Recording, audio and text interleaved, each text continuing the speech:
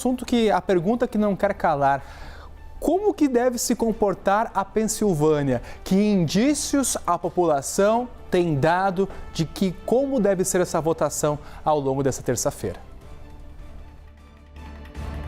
Estevão, vai ser apertadíssimo. Só queria dar os parabéns ao Pedro por ter feito essa excelente explicação e comparação entre a Pensilvânia brasileira e a Minas Gerais dos Estados Unidos, porque são os dois estados onde o presidente acaba vencendo. Nas últimas eleições é isso, quem vence na Pensilvânia é eleito, quem vence em Minas Gerais no Brasil também foi eleito. Então, parabéns, Pedro, muito boa a sua explicação. Lembrando que em 2020, o Biden, que conseguiu ali fazer uma mobilização geral, especialmente dos jovens eleitores, ele venceu com pouco mais de 80 mil votos lá na Pensilvânia. Nós estamos falando de 80 mil votos num país com mais de 300 milhões de pessoas, mais de 180 milhões de eleitores. Então, para vocês terem uma ideia de como é apertada as eleições.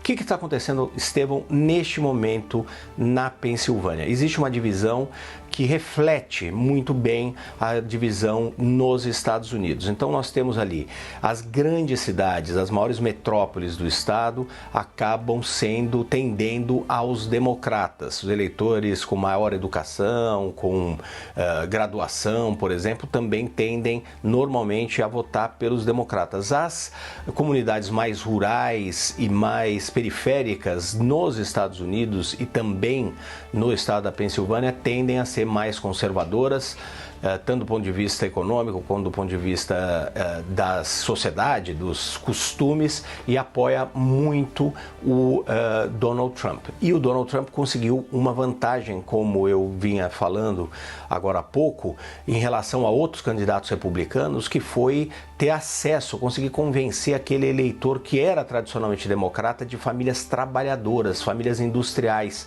Foi ali que ele conseguiu muito espaço.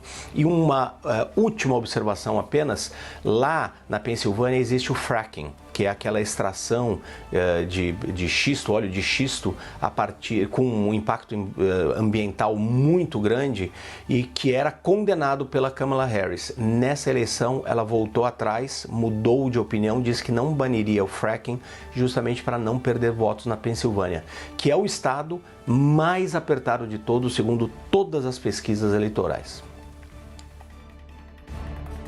Era justamente esse o ponto que eu queria trazer com você, Américo. O quanto que esse tema, mudança climática, por vezes foi evitado durante a campanha eleitoral para não confrontar questões econômicas de estados-chave nessa eleição. Você citou o exemplo da Pensilvânia. Foi um assunto por vezes evitado justamente para que não afastasse o voto do eleitor desse estado, desse território. Mudanças climáticas foi um assunto que nessa eleição ficou em segundo plano, Américo.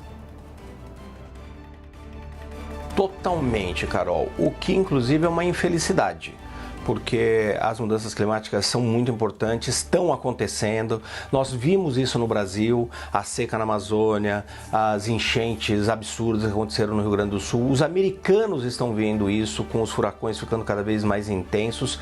Apesar disso, nenhum dos dois candidatos dedicou grande espaço a esse tema, justamente para tentar não perder votos. E é uma pena porque os Estados Unidos são fundamentais, absolutamente fundamentais, em qualquer debate com mudança climática, porque são a maior economia do mundo, um dos países que mais emite gases que contribuem para as mudanças climáticas. Precisa liderar o caminho para combater as mudanças climáticas. Mas o que acontece na prática? O Donald Trump é praticamente um negacionista. Retirou os Estados Unidos dos acordos de Paris, os principais acordos para combater as mudanças climáticas. Os Estados Unidos foi o primeiro e único país a abandonar os acordos de Paris depois de ter entrado. O Joe Biden, uma das primeiras coisas que ele fez foi retornar o país, os Estados Unidos, aos acordos de Paris. Então o Donald Trump continua naquela toada, mas não quer falar muito disso, até para não assustar eleitores em estados onde os furacões, por exemplo, acontecem.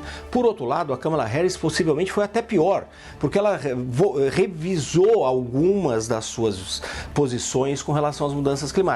Um exemplo eu acabei de dar, e você também mencionou, fracking na Pensilvânia. Tem um impacto muito grande no meio ambiente, no processo de extração, e também contribui para o aquecimento global. A Kamala Harris era até outro dia contra isso, dizia isso especificamente, mudou de opinião. com objetivos eleitoreiros, para não perder votos, especialmente na Pensilvânia, aonde essa indústria é muito importante. Então, infelizmente, não foi dado pelos candidatos esse tema a relevância que de fato tem, não permitiu que o mundo e os americanos debatessem esse tópico em mais detalhes, e nós vamos ter que ver como os Estados Unidos vão atuar na liderança desse combate às mudanças climáticas. Infelizmente, perdeu-se uma oportunidade de se ter um debate muito mais forte sobre isso. Se entende por quê? Porque é uma estratégia eleitoral.